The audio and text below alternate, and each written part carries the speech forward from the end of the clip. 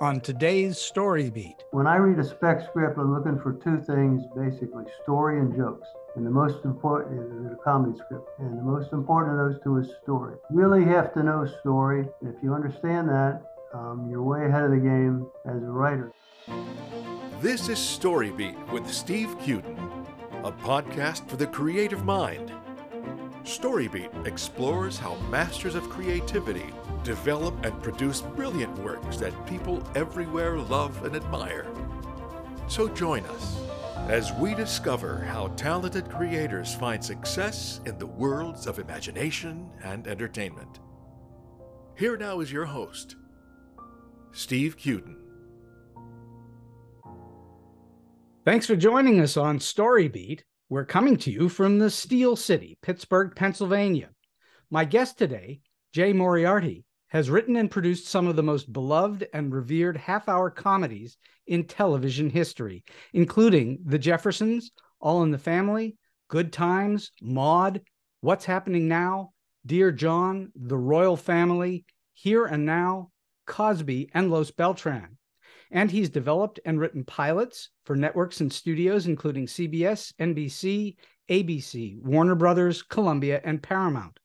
Jay's recent memoir, Honky in the House, Writing and Producing The Jeffersons, sneaks the reader behind the scenes of this classic series for a close-up look at how sitcom sausage is made.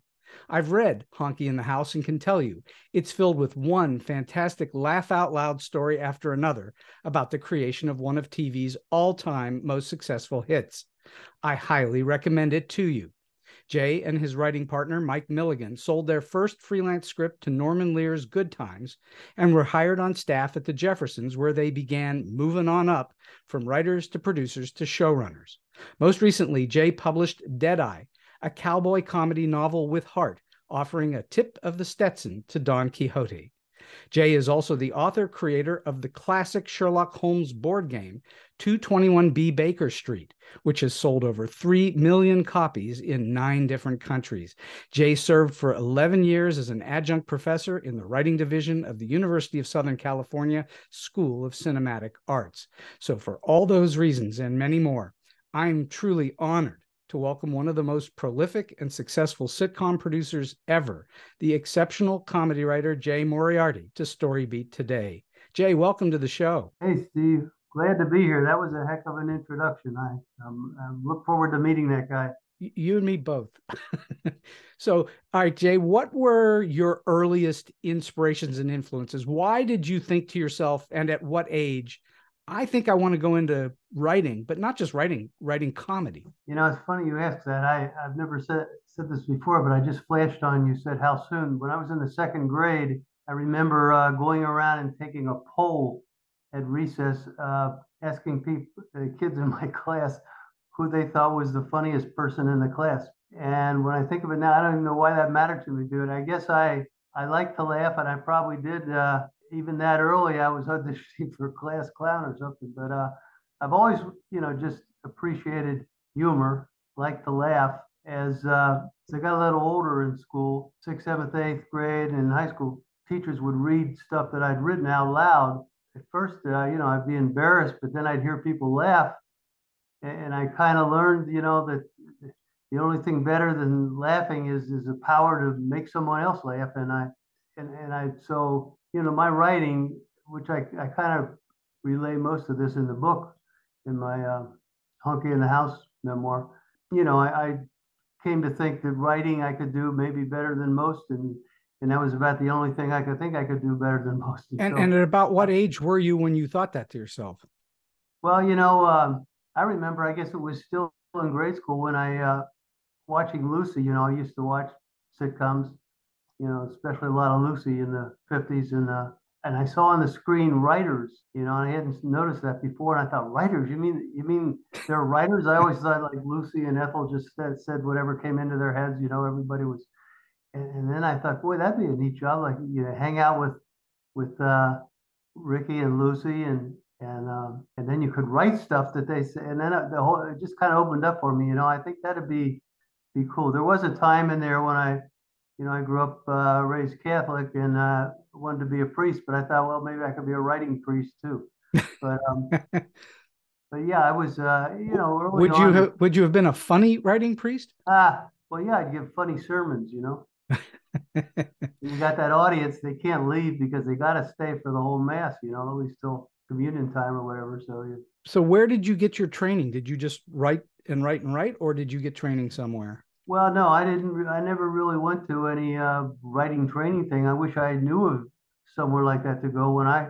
Even when I was in college at Xavier University in Cincinnati, there was no such thing as writing classes or creative writing class. So I majored in English. That's the closest thing I could come, I think. So we read a lot. I read a lot, everything from Shakespeare to Hemingway to whatever. And I never, no, I really, now, of course, there are plenty of film schools have sprouted up. I've taught for a number of years now at USC. When they asked me at USC to teach, I always felt I had an opportunity to give back, or to, be there for somebody who wanted to do that. Although I never thought of like going to a place to learn how to write. I just figured that was something you either did or you're not. It's like being funny, I mean, there's not really a place you can go to learn how to be funny. You can't get a degree in funny. You can only get a Right. degree in writing it, but even that is no guarantee of anything, is it? That's what I usually use to I tell my students right at the beginning. If it's a comedy writing class, and I say if I can't teach you how to be funny, but if you are funny, I can teach you how to make money at it. And that's kind of what I know now. I mean, I think I know the business. I understand, about writing for the screen,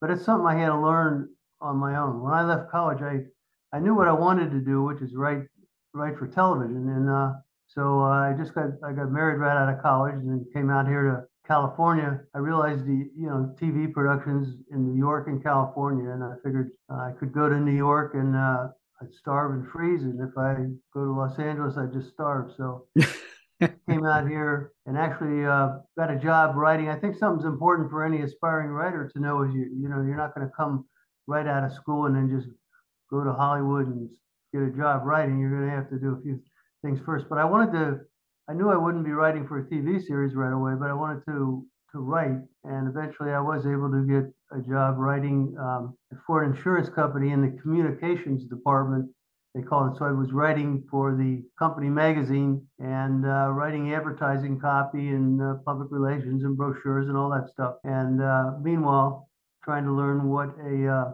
writer or producer or director do on TV series. And how many scripts do you think that you wrote, whether alone or with a partner, with Mike? How many scripts did you write before you were able to sell something? Well, not really a lot. I mean, when I came out here, I didn't really know, in those days, you couldn't even get a script to read somewhere. Nowadays you can go online and see what a script looks like. Mm-hmm. When I came out here, it was the late 60s, and two shows that I thought were funny were it was Laugh-In and Smothers Brothers. And I grew up as a boomer. I was born right after the war, like classic baby boomer, and I grew up in the 60s, and I wanted, whatever I did, I wanted it to be relevant. I wanted to make a contribution. I wanted to help change the world. And Well, you couldn't have done that more big time than with Norman Lear, that's for sure. well, yeah, it all changed for me when I saw All in the Family. At first I was writing, you asked me about writing scripts. I would actually try to write scripts for Smothers Brothers and even add in the music guests and all that kind of thing and figure what a script looked like, and writing jokes for Laugh-In, because the sitcoms that were on then were like Petticoat Junction and Beverly Hillbillies and things I really didn't aspire to write. And they were kind of concept comedies rather than situation comedies, weren't they? yeah, well, there wasn't anything relevant about them. I didn't relate to really, what was going on in the real world. I mean, even when eventually came on in the 70s, there were a lot of shows eventually came on, but like Happy Days, Laverne and Shirley, based in the 50s, MASH, based in the 50s, the Korean War. When I saw All in the Family in 1971, just happened to see, there was 13 episodes on like during a summer rerun, and I saw Archie Bunker saying the things he was saying, and he and Meathead pretty much representing the two, a big generation gap that was in the country at that time. Sure. With under 30 people who were against the war and against, realized that there were racial issues going on, and the older group that thought all that was, so Archie and Meathead, when I saw that, it was like, that's what I want to write. So I'm curious, but going half a step back again, when you were writing whatever speculative stuff you were writing Specs, Smothers Brothers, or whatever it is you were writing, how did you know whether the funny part of what you were writing was actually funny? Did you give it to someone and let them tell you, or how did you know? Well, actually, I'm flashing on something now that I don't usually mention, which is at the time this is before writing for television. Jane Fonda had a group called CIA, Comedy in Action. Jane Fonda, Donald Sutherland. If you remember, she was very politically radioactive then. She was very against the Vietnam War, but they had a group. They started this kind of comedy group that went around to army bases and performed for the soldiers. And somehow I heard about this, and I wrote a sketch, and I submitted it to that group somehow. I don't remember exactly how, but they contacted me, and anyway, I ended up writing stuff for Comedy in Action. Wow. And so I mean, that's one. I got some positive feedback right there. Like, yeah, sure. this is funny, and it's stuff we want to present to soldiers and have them laugh and have them think about the war. And so that's kind of, I don't mention that in my book because I don't want to cut off the people who, I think Jane Fonda is kind of accepted now by the mainstream, just like Muhammad Ali is or was. But there was a time when that, she was a little bit radioactive back in that day. Too radical. But yeah, anyway, I mean, when I said I kind of got my confirmation about being funny, is when teachers start reading my stuff out loud, and then I was writing pep rallies in high school and stuff like that, and kind of performing too. And even in 8th grade, I wrote a sketch and kind of cast it with people in my class about communism. I was taught by nuns and stuff at a Catholic school, so wrote this thing about and then I played the only. It was like a man on a street interview. Anyway, I got a lot of laughs and a lot of. I mean, so I was confident. It was my teachers. I give credit to my 7th and 8th grade English teacher in the book. One of the people I dedicate the book to, Sister Mary Pius, who's now Sister Francis, goes by her real name, and the habits have gone now. But she kind of gave me the I didn't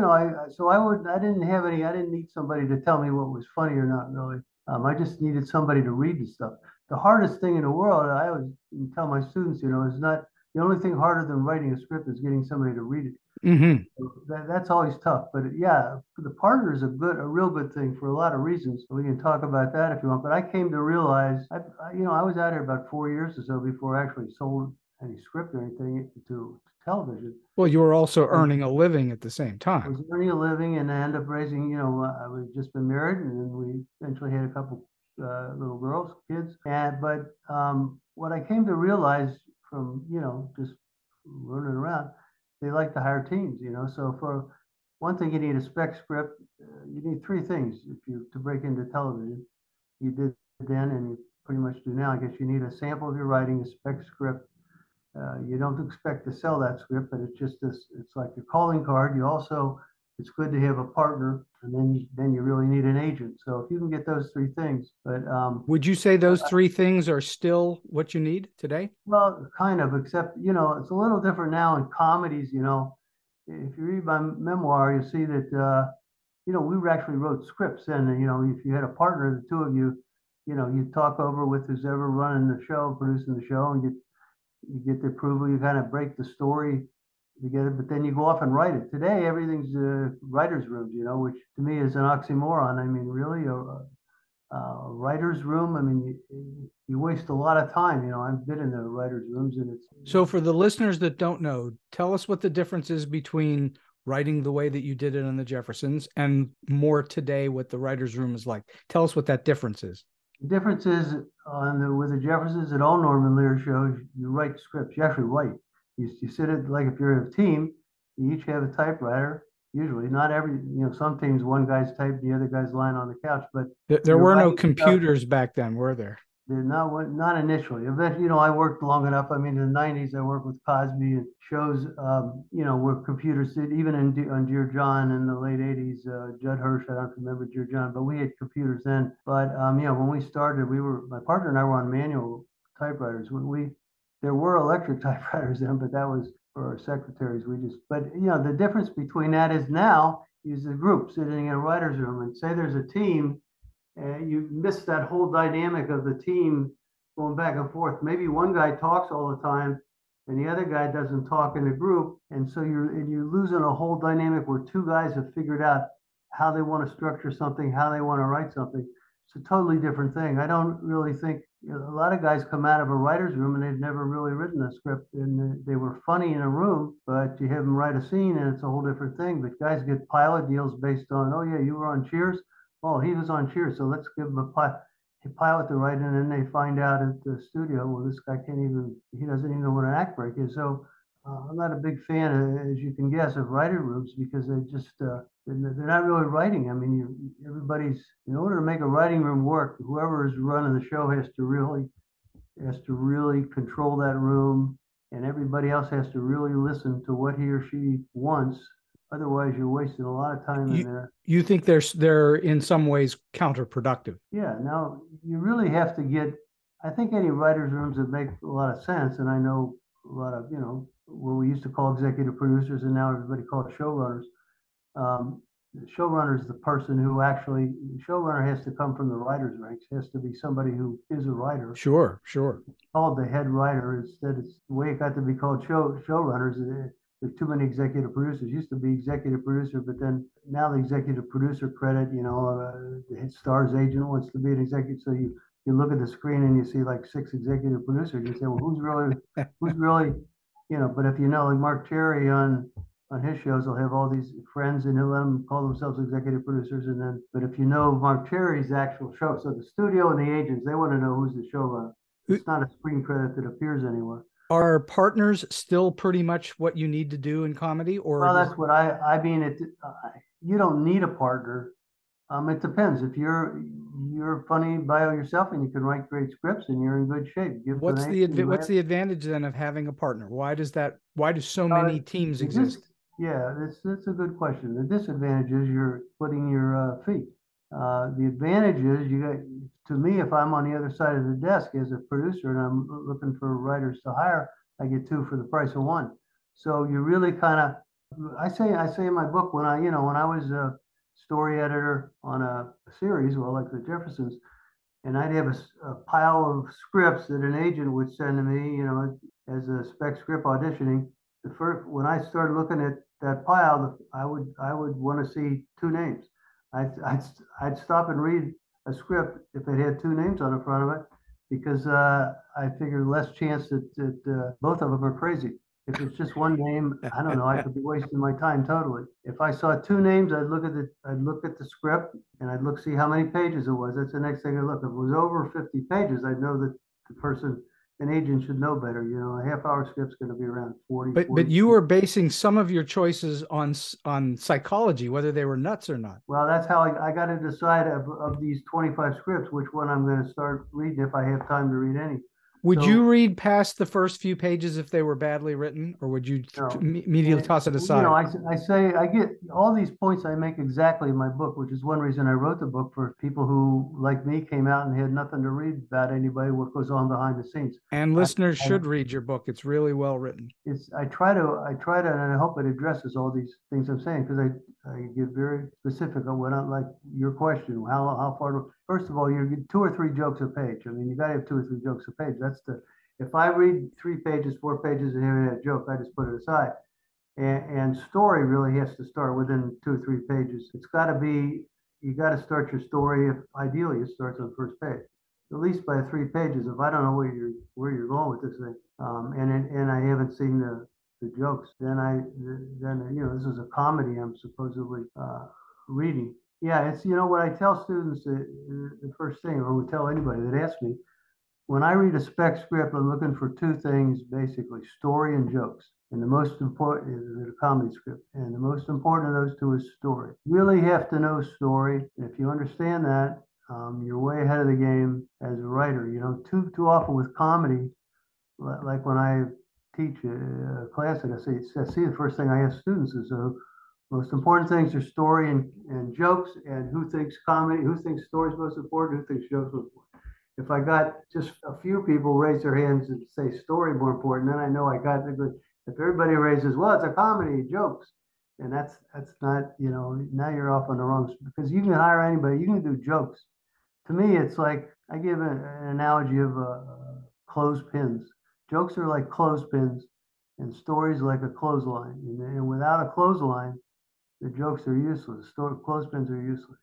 They just fall away. How Right. important then for story is structure? It's everything. Well, that basically, then you have to, if you have a story like say the story is your cousin, George Jefferson's cousin shows up and asks for wants George to give him a kidney. Well, especially if you know how to set up that story, it's his cousin and he's telling, hey, my cousin called. I haven't seen Dusty in years, and he's telling Louise how much he's his favorite cousin, and he used to pull stick pole to get all this stuff. The cousin comes in and he says, hey, how you been? Dusty, well, George, I came over to ask, hey, what do you need a job? You need whatever you need, you got it. What do you want? Well, I need a kidney. Now you got, you don't have to ask anybody if that's funny. It's a funny, but it's, that, Sherman's going to, anyway. So I have to know how to structure that story. And to me, basically what we wrote in sitcoms those days was a 2-act play, especially with Norman, you were doing a 2-act play. Mm-hmm. And you needed what I called a problem. When I look, a lot of this, I look back and didn't have that analysis when I was doing it, but I look back and look at what it was that I was doing it. And from watching All in the Family, like I did over and over, I'd see there was what I call a problem, which is another word for situation. Like the cousin shows up, wants a kidney. There's an act break. There's always like a cliffhanger act break, and that's always a complication of the problem or situation. And then there's a resolution. Those three things. And then I look at them and I go, you know what? This is beginning, middle, and end. So basically, it's a beginning, middle, and end. That's when you're structuring a thing. You got to figure out, if it's 2-act play, you figure out what's in my first act, structurally, what's the act break, and then how am I going to resolve whatever has to be resolved. If you have those three things, you can start writing. I love that you brought up that there's a cliffhanger at the end of the first act. What is the purpose, especially in television, of the cliffhanger? Well, it's to keep you there after the commercials. You want it to be something that's interestingly enough to keep you. But when I'm talking story, I always tell the kids it's got to be a complication. And in fact, the complication is the story. I give an example, for instance, of Little Red Riding Hood. If Little Red Riding Hood, she packs a lunch, she's going off to grandma, she goes through the woods, she sees grandma, they eat their lunch, she comes home. Well, you got a beginning, middle, and end. You can tell that story. She packed the lunch, she went off. But really, if you want to make it interesting, without that wolf, if the wolf hadn't showed up, if there wasn't that complication, there's not really a story. My kids, when they were little girls, said, Dad, Daddy, read me the story of the Big Bad Wolf. It's all about the Big Bad Wolf. If you go for a walk around the block, you walk around a block, you have a beginning. When you get to the middle, you're in the middle of the walk. You get to back to your front door, you're at the end of your walk. That's Exactly. Beginning, middle, and end. Exactly. But if you go for a walk, and halfway through the walk, a spaceship lands, and they take you up into a spaceship, and then what goes on in a spaceship, that's where your story starts. That's where, if you don't have a complication to your story, Family Ties, I don't know, they did one where Tom Hanks played what's her face, Elise's birthday, and shows up, and he's the brother, her brother, and they find out he's an alcoholic, and at act break you see him stealing stuff or something. I'm not sure exactly it went that way, but that act break, okay, her brother's an alcoholic, okay, that's a problem, okay, that's a shame. We don't know it's Tom Hanks because he wasn't that famous then, but when you take brother steals from her or something, and that's what I would say to young writers too, or to students, jeopardy. I call it the J word. The more jeopardy you have, the better your story is. Would you call jeopardy conflict? You could call it that, but I like real jeopardy. Conflict can be like, you didn't pass your driver's license test, you got to take it again, or you don't agree with a guy. That's conflict. Like the Big Bad Wolf. The Big Bad Wolf is jeopardy. If she eats grandma, if the Big Bad Wolf eats grandma, grandma's gone. That's real jeopardy. It's life or death. If he eats Little Red Riding Hood, she's gone. That Big Bad Wolf is jeopardy. It's not just conflict. It's not like Little Red trips and falls and now she wounded her knee and hurt her knee and she has to limp.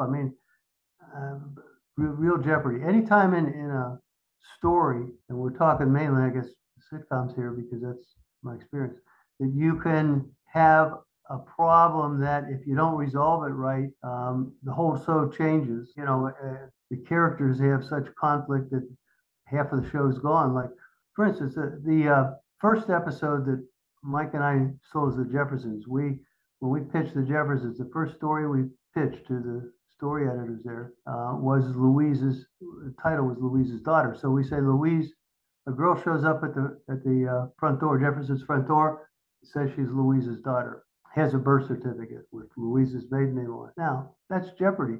It's if she really, and it happened, when we're talking out the story, Mike and I, we happen to know that George Jefferson was in the Navy in the 50s, When she was born, he was in the Navy. So now you got George going, wait a minute. And she's going, George, believe me, she's not my daughter. Well, what were you doing when but the show had jeopardy. If that girl is Louise's daughter, the whole show's going to change. Louise's life's going to change. George's life's going to change. Lionel now has a sister he didn't know about. I mean, that's jeopardy. The more jeopardy you can have in something, the better it is. The kidney show I mentioned to you, I love that. A freelance writer pitched to us about the kidney. And that's definitely jeopardy. Is he going to give up his kidney? Is he going to live with one kidney? And what comes, it's funny, especially it's funny when it happens to somebody like George and not to you. If your cousin shows up, right away you're going to think, how much I like this cousin, and would he do this for me or she?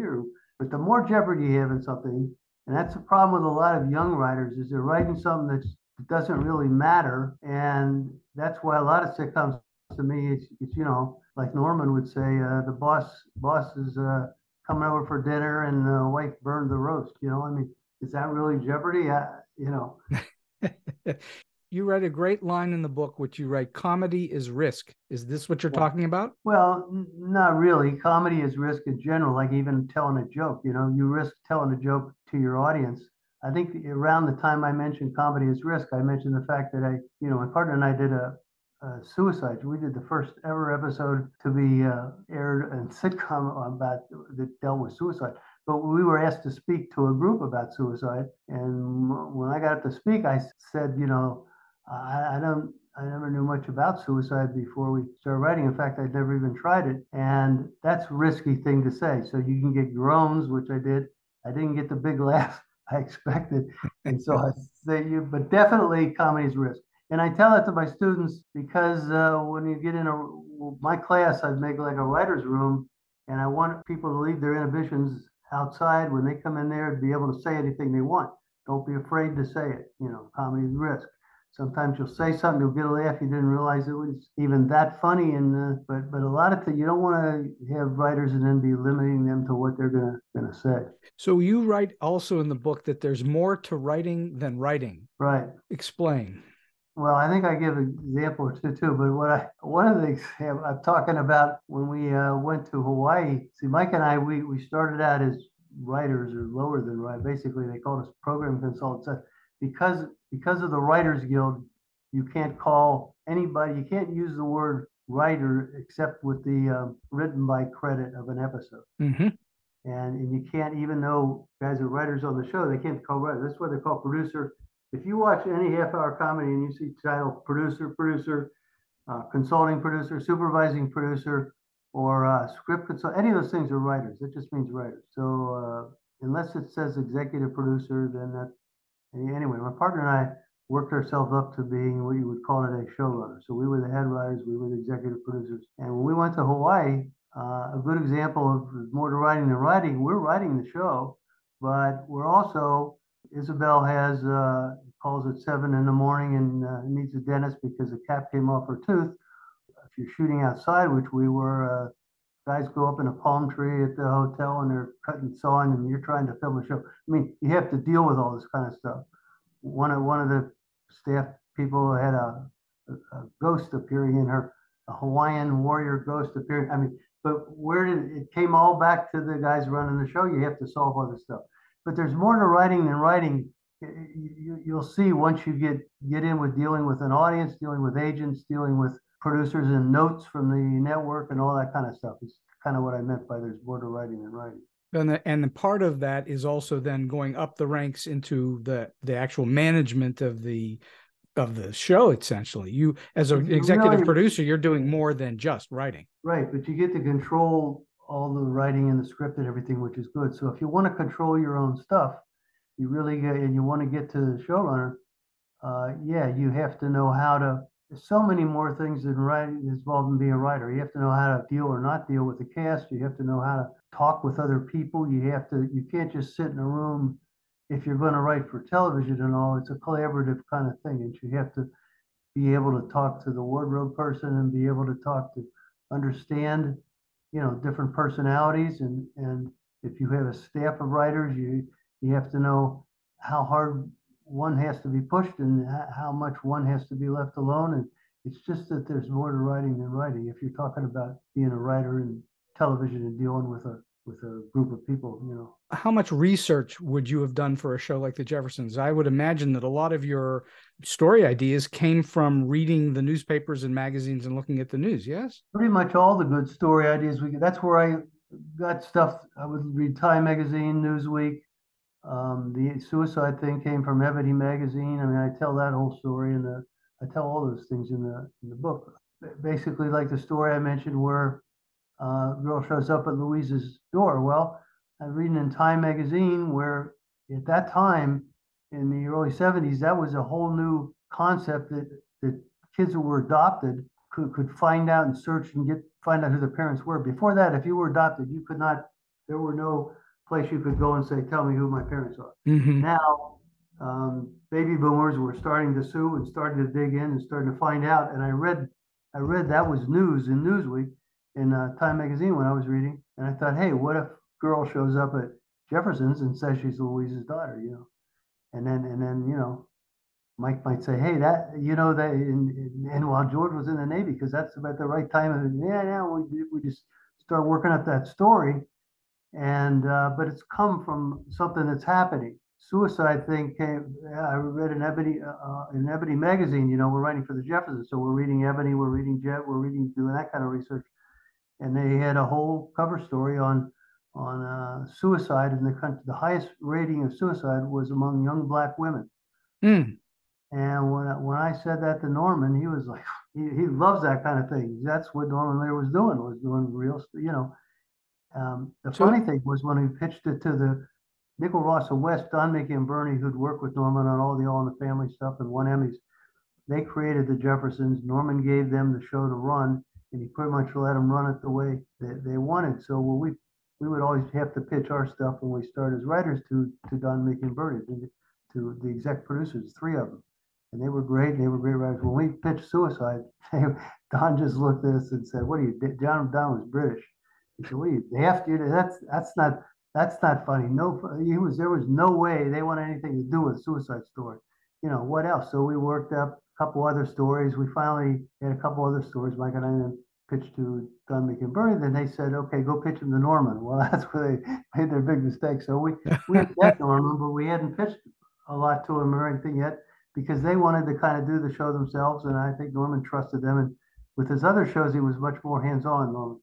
But they said Norman likes you guys, and then which was great to hear, and one of the highlights of my life when I heard that. I just worship Norman. But anyway, we got to pitch to Norman, and we had worked up a couple of the stories. We pitched those to Norman, and Norman's like, he's not really, whatever. Has he got anything else? Well, we didn't have anything else, but I said, I was reading Ebony magazine, and it says that, highest suicide. Oh, it's great. He starts reading the book. He starts right away giving us the opening. The maid's cleaning everything, and, what's wrong with Florence, because Florence classically isn't, really doing her job. So Louise is, when George comes home, she says to George, what, something's going on with the Florence, what's that? She's cleaning everything. She's cleaning behind the refrigerator. She's finally being a maid. He sees this as a good thing. She sees it as something. And then when Florence tells her that she's going to do something she's never done before, when she goes off work, she's going to the Empire State Building top.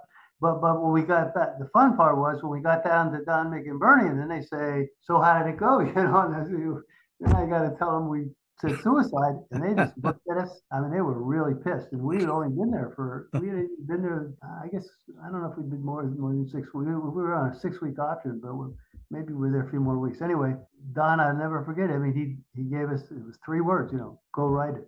So it was more than a dare than a directive. It was like, yeah, you guys make this funny, good luck. And they didn't talk to us for 2 weeks. I mean, we were just writing for 2 weeks. We wrote first act in 1 week, second act in 1 week. And that was unusual because Bernie would always come in and pitch jokes and say stuff to us. And they had nobody. We were like quarantined for 2 weeks. They didn't talk to us. We figured they're waiting for us to either come out with our heads hanging, saying, you're right, it's not funny. So, but we even went to run through during those 2 weeks with a mask, with a nose and glasses, the nose and glasses. Yes. Groucho glasses? Yeah, because we figured, we don't know we didn't want to seem cocky or anything like we were going to do. But anyway, after we came out, after we gave a script, so we went down and delivered a script to Don's office and waited, and was like, we didn't hear, next day, they didn't hear anything. Day after that, nothing. Third day, Mike starts taking stuff out of his desk, packing it, and we're as good as gone, and might as well, maybe we should write our own suicide note. And I said, hell with it, I'm going down. So I go down to Don and I say, so did you read our script? And he said, yeah. I said, well, what did you think? He said, not bad. So for Don to say not bad about the first draft, well, I just went back to Mike and he said, not bad. And Don said, not bad. That's like Sister Mary Pius giving you 2 gold stars. And we shot it, and it became actually it's a very funny show. And I read all about it. The thing, it was,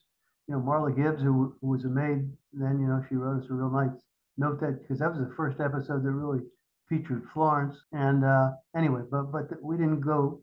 They didn't send us up to Norman much after that. So speaking of Norman, all right, when you're working on a Norman Lear show, typically it's going to be something that's from the zeitgeist, or it's going to have a social consciousness to it. Would you say that comedies should make you think, or should they entertain you, or should they do both?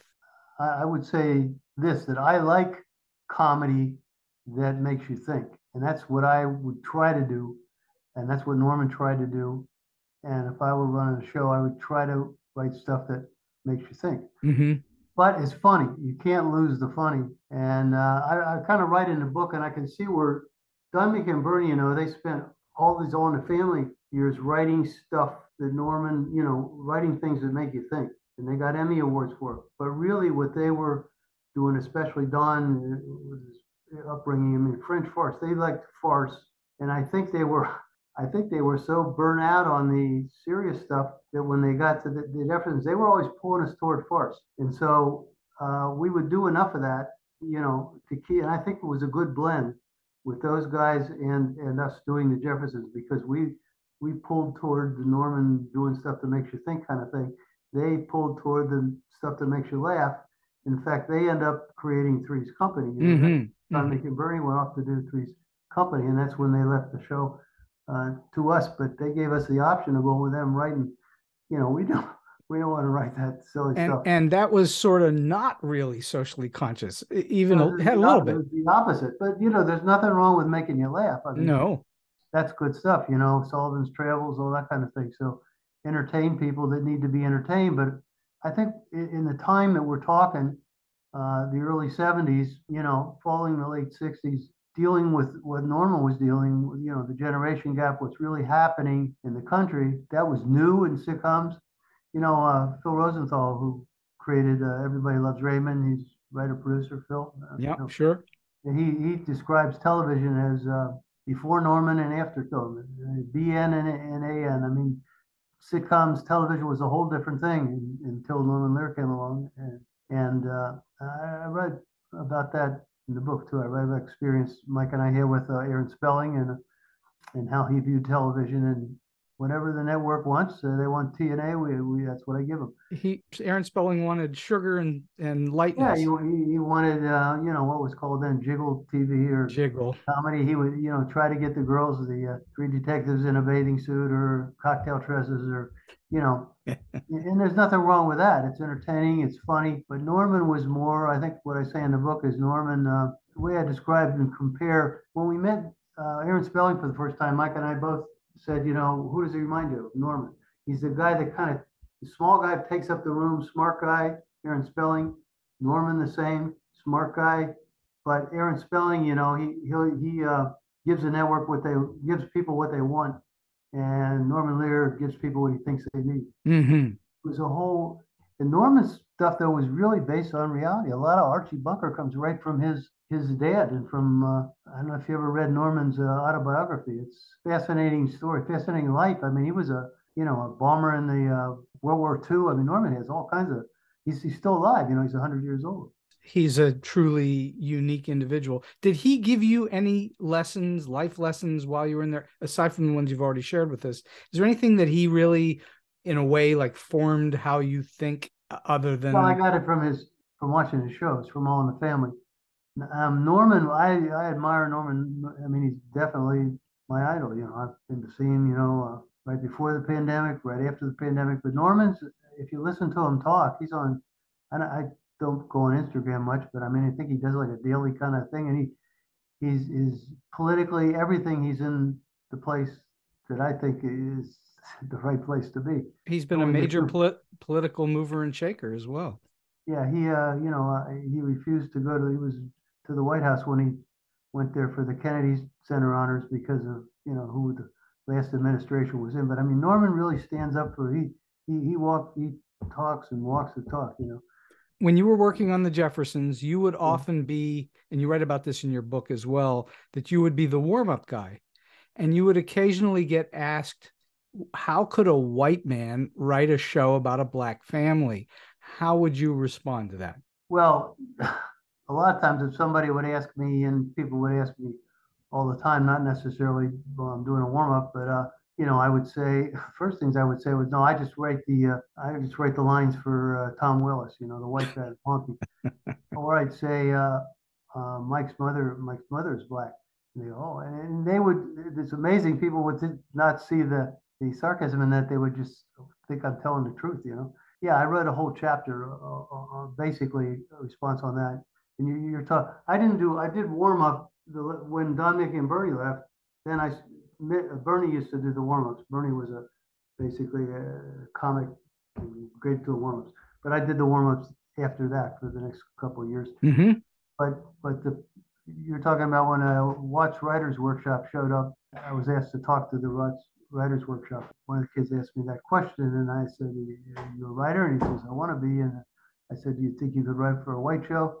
And as soon as I said that, and this is all true, and it's in the book where Sherman happened to be crossing the stage, and then Sherman just took off on this young black kid about peace and love, and Sherman was like the least racist guy you'd ever meet. He was, we're all one, and we're brothers, and all this kind of stuff. But he just chewed out this poor kid, and then Sherman walked off, and everybody was like stunned. And I just said, you guys just witnessed something that you're the first people that ever witnessed this on the stage here, seeing George Jefferson stick up for a honky.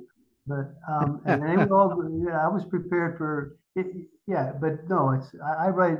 I'd rather if people are interested, read the way I address that in the book. And absolutely, I haven't anybody who didn't.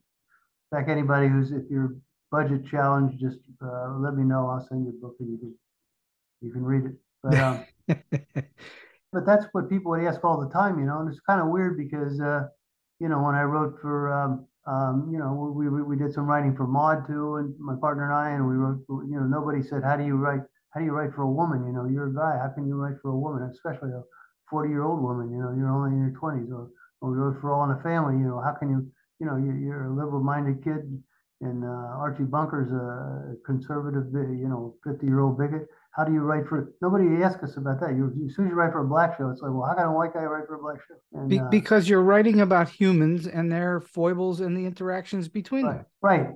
Or as one we said, funny is funny. I mean, it's just exactly funny. If you go to the Jeffersons and there's a primarily black audience watching that show live and laughing in the places you hope they would laugh, well, you're connecting.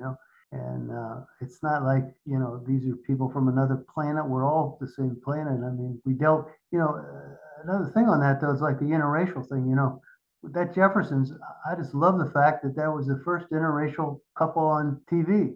And when they kissed, you never saw an interracial couple on TV, let alone kissing. So every episode we did, I don't know if you want to call that Jeopardy or not, but there was something going on, making people think every episode you saw, especially if you were aware of this just a few years before 1968 on a television, music variety show. Harry Belafonte and Petula Clark, who was British and white, and Harry was a person of color, sang a duet together. At the end of the duet, the white woman, touches Harry's arm, and he has a sweater on and everything. That was like the biggest scandal. If people that don't remember that, look it up on Google, and you'll see literally like national scandal on TV. CBS was just beside themselves, and the sponsors. Now you got, a few years later, Norman's giving you an interracial couple. Do you think that we could have shows like that on the air today? And I'm not talking about Harry Belafonte. I'm talking about Norman Lear style shows. I think we should. I think you should have shows on today that deal with what's happening, things that are happening now, not goofy stuff. I mean, I think there should be shows, and I only like to watch shows that have something that makes you think. But you can do a lot now on cable. People say you couldn't do that. You see, well, we couldn't do it on the network. It's the way the network was with Family Hour and all. But that doesn't. You could do anything on cable. But Roseanne, the Connors, the Roseanne's redo kind of started that. That's one thing. Roseanne, they always kind of dealt with, you got this blue collar family, they're living in today's world, and they dealt with things that are real. But you could do that, but some reason that there's this political correctness thing. Like every once in a while the N-word would come up on the Jeffersons, and it wouldn't be bleep. Norman just kind of set the ground rules, so people live with those kind of things. You can say on a family, when you heard Archie saying Jungle Bunny, Spick, kike, fruit, everything, all these kind of words, you go like things that, only your crazy neighbor or your stupid uncle or something will say, or, but Norman he insisted on, this is real stuff, and he was going to keep it real, when people tried to change it. One of the, the first guy he offered Archie Bunker to, the character All in the Family, was Mickey Rooney. Mickey Rooney? Yeah. So he is good that you don't know this, because I can tell you something you don't know. And your listeners, so Mickey Rooney read it, and he said, Mickey Rooney apparently talked about himself in the third person. He said, Norm, the Mick can't say this stuff, And so, but Norman, he didn't change it. He wanted, and when Carol O'Connor had notes after he read it, Norman didn't want to hear him. He said, Carol, you have to commit to the script, if you want to do it. Either you want to do it or you don't want to. So he knew what he wanted to do, and some of the lines, like Norman says, his dad would say to him, you're the laziest white person I ever saw, things like that. And then not realizing, like Mita would say, you just slurred a whole race of people with that one stupid line. And what would you say are the things that young writers, especially those that you've taught, but even those you've never taught, what would you say are the things that young writers need to know going into the business of writing comedy that would help them to forward themselves? What they need to know? What they need to do, basically. You need to decide what stories you want to tell. People say that, but I think that's the real thing. I mean, I didn't used to think of it as stories. When somebody said to me, "You write stories," happened to be another writer, I wasn't sure what it meant by you write stories. I thought it was just writing. I remember hearing Gregory Peck being interviewed, and Gregory Peck, they asked him like what he does or something. How do you define? He says, "I'm a storyteller." And I went, "What do you mean? You're an actor? You're a storyteller? You didn't write this." But I realized, everybody involved in doing the show is trying to tell a story. So hopefully the writer, wherever the story initiates, but then an actor, the wardrobe people, the set design, you're all figuring out what is the story we're telling. If it's a middle-class family, you got to have a middle-class design set. You can't have rich things if it's a rich family. You're going to have, and everyone's trying to tell your story. So figure out what it is you want to tell. At the beginning, when Mike and I were together and we were writing, and we'd written a couple of spec scripts, and our agent, which is another story how we got an agent and all, but our agent says, you guys belong at MTM, which was Mary Tyler Moore studio shows. They did Mary Tyler Moore show, Bob Newhart show. I said right away, no, we want to write for Norman Lear. We want to write All in the Family. So he got us a meeting with Don McInerney. That's the short of that long story is we met, that was great. So now we got a meeting with Don, Nickel Russell West, who are doing on All in the Family. Jeffersons didn't exist then. Right. We meet with them. We have lunch with Don, Mick, and Bernie at Farmers Market, and we tell them best written show in the air, only show we want to do, and we have what we thought was a great meeting, a really good vibes. And then our agents, they were getting ready to go away on hiatus, which is at the end of the season. And the agent says they really like you guys. They'll probably give you an assignment or two when they come back, and that'll be like in a month. And then we thought, well, we don't want an assignment or two. We want to get hired on staff, you know. So, and we had already written the Good Times though before that, so we had a little. We knew how script get rewritten on staff, so we didn't want to write another show like we wrote. We were a freelance writer, and then they change all the jokes and shit. They keep the same story. And we wanted to be the ones changing the jokes anyway. We said, well, Mike and I say, we're going to write a script. We're going to knock their socks off, you know, for Midwest speak. And we're going to write a script, an On a Family script. And then when they come back, they'll get it and they'll like it so much, they'll hire us on staff, right? So that's the biggest mistake you can make. That's something you never want to do. Best thing I could tell young writers is don't try to, you know, listen, you gotta work out the story with the person who's your boss running the show. And you let them work it out with you. Especially if you're wanting to tell something away, you don't say, oh, well, I don't want to do that. Or you just like whatever you kind of work with them and see where you can push them. But you got to work it out together. You can't just go ahead and write something. We wrote it. They read it. Don wrote a nice note to us. We called our Dear Eminem letter. He said, you guys have talent, but All in the Family's not the only pebble on the beach. So our dreams of writing for Norman Lear were over. And then we done some other little writing we did some writing for a show called That's My Mom. And what was the other show? We did a couple things, Joe and Sons for some pilots. Meanwhile, but then the Jeffersons came on, and look who's running it, Don, Mick, and Bernie. They created the Jeffersons, they're running it. We get a letter because we wrote a Good Times before. We get a letter from the company saying, you know, asking us to pitch it for the Jeffersons. Well, we're going, well, you know, we're not going to get, you know, once they see it's us, they're not going to like that. I mean, they're not. Anyway, so what do we got to lose? So we worked up to Louise's daughter thing, and we pitched it to the story editors. They pitched it to Don, Mick, and Bernie, apparently. So our agent gets a call and says, Don Nichols' office called, and we wanted you guys to come down to meet on the script. Well, we thought the story editors will be there, and then Nichols, Ross, and West will be there, and we'll all meet. We get down there, they just usher us right into Don, Mick, and Bernie's office. Nobody says anything about that lunch we had or anything, you know. We don't even know if they remember about the lunch. Right away, they start just giving us notes on the script. And they say, you know, we like your script. We're going to move it up they just started the second season, and they had the shows they were going to do for the first three, but they said, we're going to move it up. You know, we're shooting the first one right now. We're going to make yours the third one. So they're moving it right up. So we don't know, does that mean our script's really good or the rest of them are so bad? But the funny thing was, never then in the next 7 years when we worked with Don, Mick, and Bernie, did any of us mention that lunch we had at Farmers Market? They were so much about just focus on what was going on in front of us. So I don't even know, you know, I didn't even want to bring that up and say, hey, remember our lunch? Because wait a minute, you're the same guys? Anyway. I think they had to know because we had the same agent and everything. But the young writers is persistence, though. Persistence is the message, isn't it? You got to believe in your stuff. You know, I mentioned in the book a thing right after we got that dear whatever letter from Don saying you guys have talent, but All in the Family's not the only people on the beach. Mike and I had just gotten a letter. One of Mike's friends, Steve Harper, stopped by, saw the letter, said basically, well, you guys, I guess, are going to start thinking about other career paths. This is before we did Good Times or anything, before we sold anything. And right away, Mike and I went, oh, no, we're not going to quit. And then he said, you guys are nails.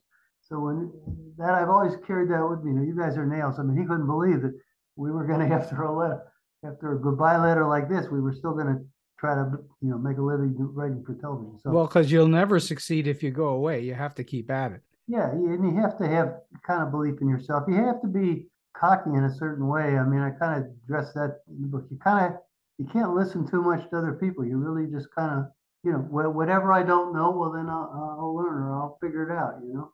Right. So off from writing sitcoms, I want to cover for just a moment 221B Baker Street. How did that come about? That's obviously not sitcom material.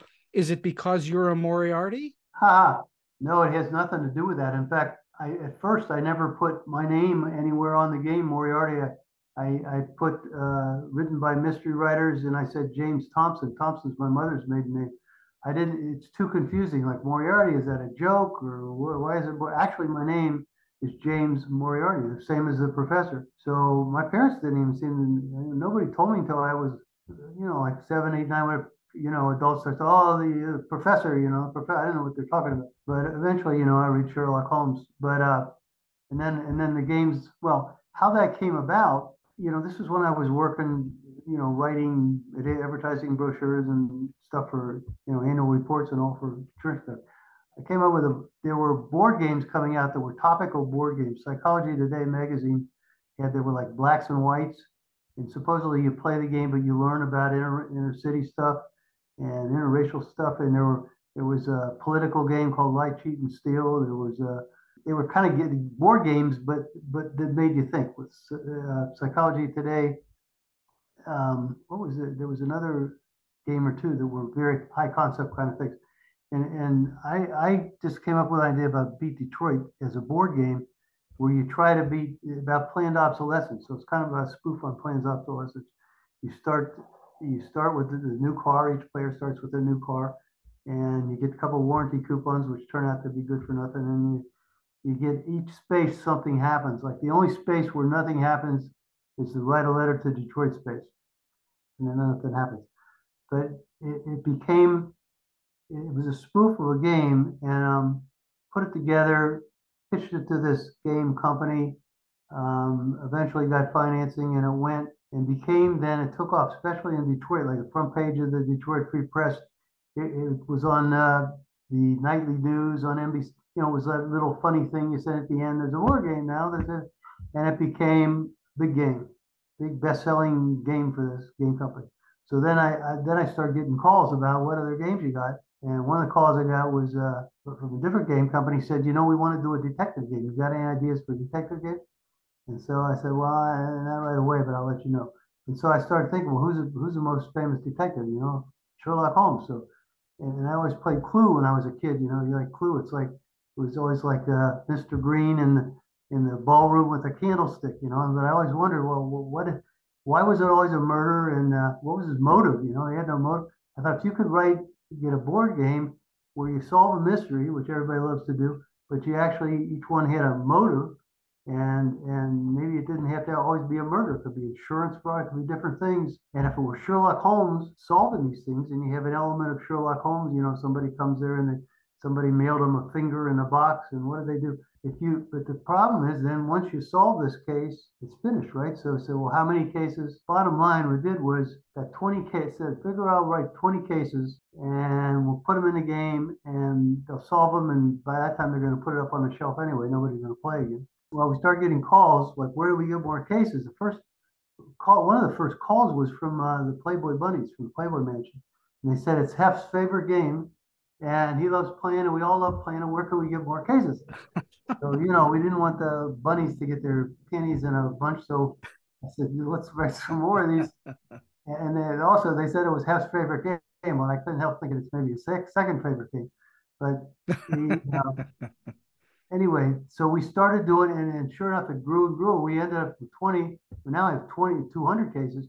We would just start selling them. If you bought the game and you want to buy extra cases, then you could, you could write to the game company, you buy the extra cases, and they started selling extra cases in the store, and it became like the last set was the 10th set of 20 cases, so there's 200. And now, just a few years ago, I put out the deluxe edition that has all 200 cases in it. Wow.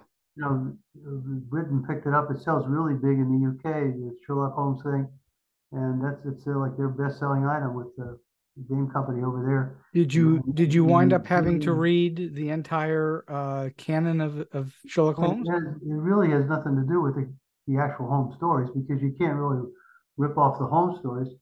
But the characters in Holmes, I use the characters like Inspector Lestrade, and Watson. And the thing that really makes the game is the humor in the cases. There's the humor, like one of them is about the original, the guy who created fake vomit, and different things of way that the crimes are committed in kind of funny ways, or like a practical joker, and actually the motive was the ultimate practical joke. I mean, there's things that are you combine humor with it. So when you're playing, kids, you don't have to really know Sherlock Holmes, but the Holmes characters are perfect for that because Watson was, how did you ever figure that out? Oh, elementary, my dear Watson. And Watson's kind of a foil for Holmes, and Lestrade's kind of, the Scotland Yard, Inspector Scotland Yard. They would always be showing up, Inspector Lestrade or Inspector Greggs at home because they couldn't figure something out, but they didn't want to admit that they didn't know, so they'd show up and it'd be like, and then they somehow want to try to get Holmes to talk or help solve their things for them.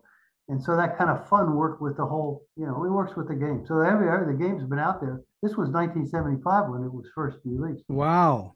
Now we've done so many editions beyond, and it's selling, like I say, in 9 different countries now. And you're still involved in producing more material. Yeah, so now I put my name on the game for copyright reasons. I don't want anybody say my name is copyright on every game, and my contract with these companies is I have complete creative control. So, in artistically and the packaging and everything, but I've got to where for instance, the company in the UK, Gibson's Games, they do a really good job with marketing and all. And if they want to put this on the cover or something, packaging. Well, I love the fact that you purposefully, I assume purposefully, made sure that there was humor in the game because that's your thing. Right.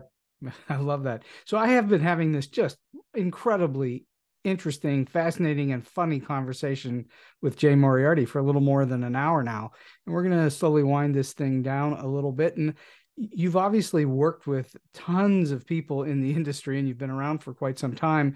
And I'm wondering if you can share with us any kind of a weird, oddball, offbeat, strange, or just plain funny story, more than what you've already told us. Well, when you say weird and oddball, what comes to mind is, right after we left the Jeffersons, after 7 seasons, we went to Warner Brothers. Warner Brothers made us this big, what's known as a sweetheart deal, where for 2 years, all we got to do come is think up shows or write some pilot, create shows. And so we're at the Warner Brothers lot, which is not far from where each of us live, which is why we love working on Warner Brothers lot. They showed us a screening of a movie they had rights to called My Sister Eileen. I don't know if you ever heard of that. We had heard of it. I've never seen it. But we watched it, and they said they wanted to do a show like 2 sisters and, as a TV series. So it's okay. So my partner and I worked up a treatment about a series where the 2 sisters, one's older than the other. One lives on her own in New York. She's a photographer. She has her place or other. Her sister graduates from college. Her sister's real conservative and a business-oriented person, and her photographer is real liberal-minded. But she goes to live with her sister in New York. Her sister, maybe a different guy comes out of the bedroom every morning, or just total kind of different in that week. But they talk about sister things like when they lost their period and when things girls talk about maybe that you haven't heard before. So we went and pitched this to the network. So the guys at Warner Brothers, they liked it. We both pitched to the network. The guys at Story Development are saying, yeah, we like it, and yeah, we read this thing, and we want to do that, and we want it to be water cooler comedy. People the next morning they'll say, "Did you see that thing on NBC last night?" And so this is what Mike and I were ready. We wanted the rights. So this is great. So we get a call then from the network, from the 2 development guys that are head, and their names you'd recognize if I mentioned them, but they're nice guys. But they said, hey, Brandon, who was running, I already mentioned the network, Brandon Tartikoff, who was running the network, he said, Brandon just has 1 note. Okay, so we're going to go over to get this 1 note, and Mike and I go over ourselves and meet with the development guys. There were only 2 of them now, then, not the 6 or 7 you have in the room now. But they said, yeah, Brandon, so can you make them witches? And we said, witches? and then Mike's looking at me and looking at, and I'm saying, well, you mean like, they're kind of witches, not like bewitched witches. No, they're bewitched. They're like, so like when they call pizza, guy delivers a pizza and they don't tip him. So he insults them so they don't tip him. So they wiggle their nose or something and put a tail on him. So when he leaves, he has a tail. And we're going, guys, I thought we were going to write water cooler comedy and all this stuff. And Mike actually walked out of the room, and we were like, are we on candid camera or something, or what? can you make them witches? And we just said, we don't want to do Bewitched, you know. They actually found two other writers to write a script, a pilot for that show, and then called and asked us to produce it. We just said, we don't want to do Bewitched, you know, which was nice. We're still making a lot of money and choose what we do, but we didn't do it. But that was the witches. We learned later, because I never could figure, where did this, could you make a witches thing? And that was, they ended up, their schedule was NBC. They had Ghost and Mrs. Muir, if you remember that. They had Yes. there was one with all these ghouls and stuff living in this house. I forget the name of that. And they were putting all these shows on. It was really high concept shows, you know. And they were looking to put together a schedule. And I guess Brandon said, "What about that show where you know, Jay and Mike are doing? If we made them witches?" And so now we fit into their schedule. This show about witches. But that was a weird. That's probably the oddest thing that I could. But that's not an uncommon thing in Hollywood, is it? Yeah, For well, you to develop one thing and the network suddenly says, let's do something, just tweak it this way, and it makes no sense. Yeah, that was you know, a funny story there. Mike, not long after that, the Super Bowl was on, and you couldn't get it in LA for some reason. Maybe LA team was playing or something like that. So Mike wanted to watch Super Bowl. No, so the head of comedy development, he said, "Hey, you can use my office." Or Mike talked to me. Well, when Mike's over there watching the Super Bowl on the weekend, he puts these witch things. He hangs it from the ceiling and puts these, like, I don't know. I never got to see it, fortunately. and this guy ended up getting pissed, you know, because we were making fun of him. And for a while, we didn't do much at NBC. But yeah, it's you're right. You should never be surprised, you know. And I write about, if you remember the spelling thing when we pitched it, the network note we got from the spelling pilot that we were pitching, you know, the note was "Kill the mother." Kill the mother? Yeah, we were. Aaron, you know, I don't want to take up a lot of your time with it, but Aaron was doing a show called Family that he said he loved, and he kind of said the only reason he did TNA and these other things is because that's what. But he really wanted to do a show like Family, and he wanted us to write this, and he saw a pilot that we wrote that he liked it, but put a little humor in it, but he wanted to be a serious. And we had this show, a family show, taking place at the beach. I want you to read the book, you'll see it. The note, like "Kill the Mother," was, well, how are you going to have a family without the mother? And the whole idea was how these people go and fall in love again, and it didn't make any sense. So, but I thought Aaron would speak up and say, "Well, we can't do that." He didn't speak up at all. So we get out. I say, you know, Mike and I say, "Were you surprised?" He says to me, he says, "Fellas, I'm never surprised at anything the network said. Just like you, right?" And Norman and then Aaron tells us a story. He says, "You know, my father was a tailor, and the guy comes in and says, 'I want a green suit.' My father doesn't say, 'You know, you look much better in blue or brown.' He says, 'What guy wants a green suit?' My father gives him a green suit. He says, 'Network wants TNA, I give him TNA.' I mean, that's the difference between him and Norman. Well, and I got stories in there about Norman, how Norman, like when they wanted Norman to reshoot a take for one day at a time, and he just out and out refused. Not in a mean way or anything. It's just like, well, I delivered my show, and if you want to, you can put snow on if you want, you know, or whatever you want to put on, you know. And network, they just learned not to mess with Norman, but after a while, because he got such ratings, and finally they just, because Norman, he said to me, you know, Jay, you know, you give him give the network an inch and they'll take a mile. And he knew how to hold his ground, you know. Well, he also, once he had a certain amount of power, it was pretty undeniable. Right, but you know, he struggled to get that kind of power. You know? Sure. And it was passed along to us. I mean, Mike and I never had that much control ever. And then we had running the Jeffersons. I mean, because they just knew, you know, and they figured, I guess, when we said no, we're not going to shoot. We did a show as tribute to Martin Luther King, and we ended the show on Martin Luther King's speech. You know, it was a flashback to what the Jeffersons were doing the day Martin Luther King was shot. This is a show I kind of wanted to do ever since we started, but couldn't quite figure out how to do it and tribute to Martin Luther King and still keep it funny.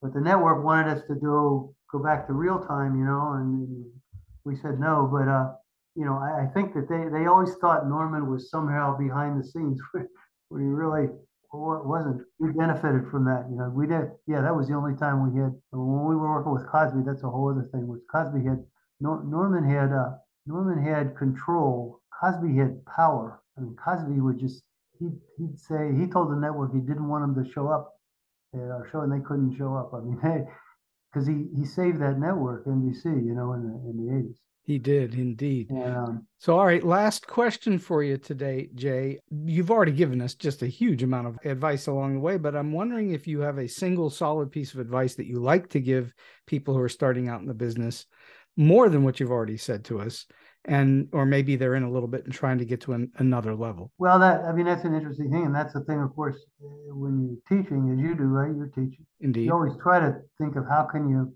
The obvious thing is a word I'm repeating that a writer producer said to me a long time ago, is persistence. You know, and I think in anything you want to do, as long as you know well, I want to be a fullback in the NFL, but if you're only weigh 120 and you're not that fast, I mean, you're just wasting your time. But if you've got something you really like and you really want to do, if you persist at it, I think you can make it happen. But a single bit of advice, you got to figure out what kind of stories you want.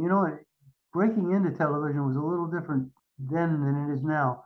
Then what you did, and I've talked to people about this who are out there now, and it's basically, and then you picked a show. If you want to write for television, you picked a show, you watched it, which is easier these days because once VCRs came along, or now you can go back, you can watch the Jeffersons, on Antenna TV channel, they run the Jeffersons, everything, which is a great thing. Like you're asking, well, how do you know something's funny? Well, I don't know. I would hope you just kind of know when something's funny, right? Or what would you tell a student if they ask? I think, though, you got to figure out what your stories are. I have a granddaughter who's very creative, talented, and she's a definite writer, and she's only in high school now. She's won writing things, and she's an artist, too. But talks about her stories, and I think you have to figure what your stories are. Maybe the stories that I was telling a lot are stories that were happening get my ideas from, what was going on then and what I wanted to say about it. Like in the flashback in the Martin Luther King days, I knew that I was there when he was shot. I knew how people react, and I know how if I were black, I would react. And I knew how people like Lionel at that age would react, and what they thought of the pigs and what they thought of police brutality so those were stories that I try to weave into a comedy, a sitcom, and it really felt like I was doing what I was meant to do. I think if you figure out what your stories are now, and then try to figure out how you can tell your story, I would look at a show that's on that shows it somewhere. It could be anything from BoJack Horseman, which is animation, to Ted Lasso or whatever, and kind of write that show, and then maybe show it to other people, but shows that you can write a show. The problem, one thing today, is that everybody wants to see pilots, and you read a pilot. I couldn't really judge much by reading a pilot because I really don't know the characters are, and even when they wanted me to teach a pilot class at SC, and I taught it, and after 2 times I'm realizing I can't, you tell a person you can't tell them their characters are inconsistent. I remember telling a kid that your characters aren't really consistent. Why? I didn't want them to be consistent. I purposely wanted them to be inconsistent. So I thought, well, you can't. How can you comment on stuff like that? That won't work. Yeah, and the problem with, say, like I mentioned, Ted Lasso and all. Well, these shows that they build now, it's like an arc to them, and you can't really, in days like the shows we were writing, they stood separate as separate stories, and when you rerun them, you can place them anywhere. Now it's like, they have to be in a series. Yeah, and if you write a pilot, sure. I don't think you can write a pilot until you've actually written some other scripts. I mean, if you can, you're way ahead of the game already. You already know. So back in the day, someone would write a spec based on an existing TV series, so the producers who were reading it could tell whether you understood the characters or not. Right, and here's what you do: you never send a show. If you write a MASH, you don't send it to MASH because they do their show all the time, and you will not be able to recreate the characters the way they'll be able to tear it apart. You send it to Mary Tyler Moore, you send it to Newhart, somebody else, because they're too busy doing their own shows to be watching MASH. They as long as it makes sense, they don't know how particular it is to the characters. So yeah, in those days you would write a show that's on. It has to be on the air. If you're writing for a show that's off the air, forget it. Nobody's going to read it. It's got to be on the air, and you want to send it to a show other than the one you wrote it for. And then you might end up getting an assignment and getting a credit, and then eventually then you might end up, if you wanted to do MASH, once you get some other shows, then maybe somebody at MASH is going to, and then you'll end up writing the show you want to write. Well, that hopefully you begin a career that way, and it winds up being a whole lot more. Jay Moriarty, this has been a fantastic hour and almost 20 minutes of StoryBeat today, and I cannot thank you enough for sharing your experiences and all of the great stuff that you've done over the years, especially the Jeffersons and working with Norman Lear. Thank you so much for coming on the show. Thank you, Steve. I really appreciate it. It's an honor to be on the show. And so we've come to the end of today's StoryBeat.